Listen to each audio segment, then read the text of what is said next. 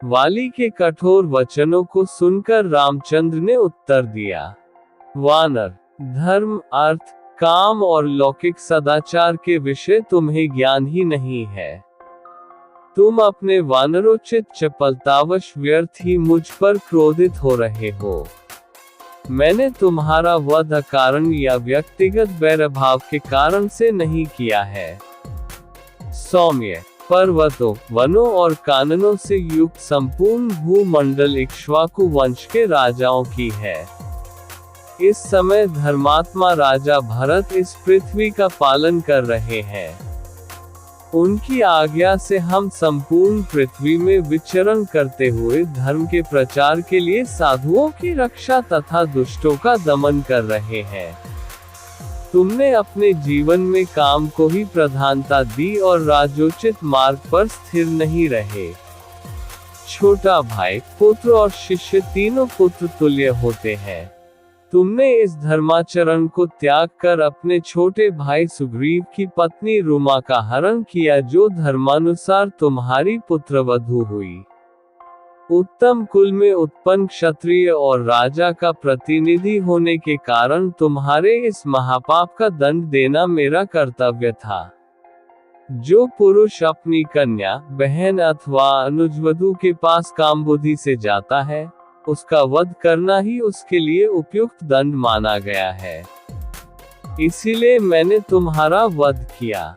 वानर श्रेष्ठ, अपने इस कार्य के लिए मेरे मन में किसी प्रकार का संताप नहीं है। मैंने तुम्हें तुम्हारे पिछले पापों का दंड देकर आगे के लिए तुम्हें निष्पाप कर दिया है। अब तुम निष्पाप होकर स्वर्ग जाओगे।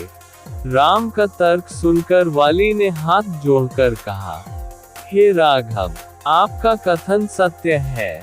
मुझे अपनी मृत्यु पर दुख नहीं है। मेरा पुत्र अंगद मुझे अत्यंत प्रिय है और मुझे केवल उसी की चिंता है। वह अभी बालक है, उसकी बुद्धि अभी परिपक्व नहीं हुई है। उसे मैं आपकी शरण में सौंपता हूँ।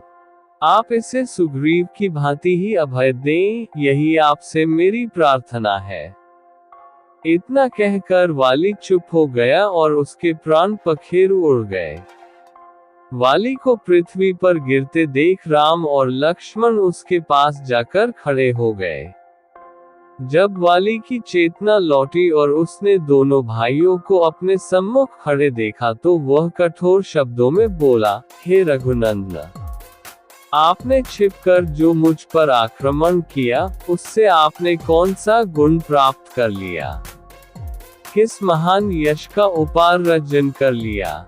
यद्यपि तारा ने सुग्रीव की और आपकी मैत्री के विषय में मुझे बताया था, परंतु मैंने आपकी वीरता, शौर्य, पराक्रम, धर्मपरायणता, न्यायशीलता आदि गुणों को ध्यान में रखते हुए उसकी बात नहीं मानी थी और कहा था कि न्यायशील राम कभी अन्याय नहीं करेंगे।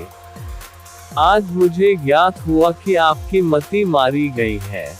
आप दिखावे के लिए धर्म का चोला पहने हुए हैं, वास्तव में आप अधर्मी हैं। आप साधु पुरुष के वेश में एक पापी हैं। मेरा तो आपके साथ कोई बैर भी नहीं है। फिर आपने ये क्षत्रियों को लजाने वाला कार्य क्यों किया? आप नरेश हैं। राजा के गुण साम, दाम, दंड, भेद, दान, क्षमा, सत्य, धैर्य और विक्रम होते हैं। कोई राजा किसी निरपराध को दंड नहीं देता। फिर आपने मेरा वध क्यों किया है? हे राजकुमार, यदि आपने मेरे समक्ष आकर मुझसे युद्ध किया होता तो आप अवश्य ही मेरे हाथों मारे गए होते। जिस उद्देश्य के लिए आप सुग्रीव की सहायता कर रहे हैं, उसी उद्देश्य को यदि आपने मुझसे कहा होता तो मैं एक ही दिन में मिथिलेश कुमारी को ढूंढकर आपके पास ला देता। आपकी पत्नी का अपहरण करने वाले दुरात्मा राक्षस रावण के गले में रस्सी बांधकर आपके समक्ष प्रस्तुत कर देता।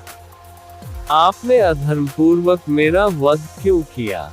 वाली के कठोर वचनों को सुनकर रामचंद्र ने कहा, वानर, धर्म, अर्थ, काम और लौकिक सदाचार के विषय तुम्हें ज्ञान ही नहीं है।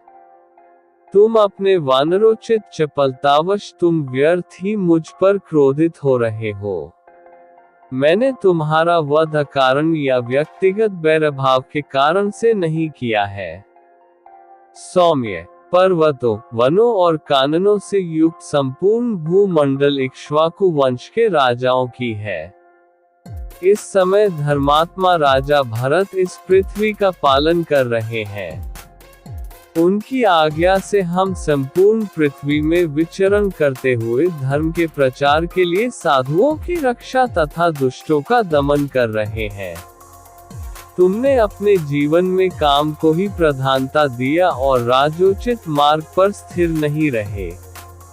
छोटा भाई, पुत्र और शिष्य तीनों पुत्र तुल्य होते हैं। तुमने इस धर्माचरण को त्याग कर अपने छोटे भाई सुग्रीव की पत्नी रुमा का हरण किया, जो धर्मानुसार तुम्हारी पुत्रवधू हुई। उत्तम कुल में उत्पन्न क्षत्रिय और राजा का प्रतिनिधि होने के कारण तुम्हारे इस महापाप का दंड देना मेरा कर्तव्य था। जो पुरुष अपनी कन्या, बहन अथवा अनुजवधू के पास कामबुद्धि से जाता है, उसका वध करना ही उसके लिए उपयुक्त दंड माना गया है। इसीलिए मैंने तुम्हारा वध किया। वानर श्रेष्ठ, अपने इस कार्य के लिए मेरे मन में किसी प्रकार संताप नहीं है। मैंने तुम्हें तुम्हारे पिछले पापों का दंड देकर आगे के लिए तुम्हें निष्पाप कर दिया है। अब तुम निष्पाप होकर स्वर्ग जाओगे। राम का तर्क सुन वाली ने हाथ जोड़कर कहा, हे राघव, आपका कथन सत्य है। मुझे अपनी मृत्यु पर दुख नहीं है। मेरा पुत्र अंगद मुझे अत्यंत प्रिय है और मुझे केवल उसी की चिंता है। वह अभी बालक है, उसकी बुद्धि अभी परिपक्व नहीं हुई है। उसे मैं आपकी शरण में सौंपता हूँ। आप इसे सुग्रीव की भांति ही अभय दें, यही आपसे मेरी प्रार्थना है। इतना कहकर वाली चुप हो गया और उसके प्राण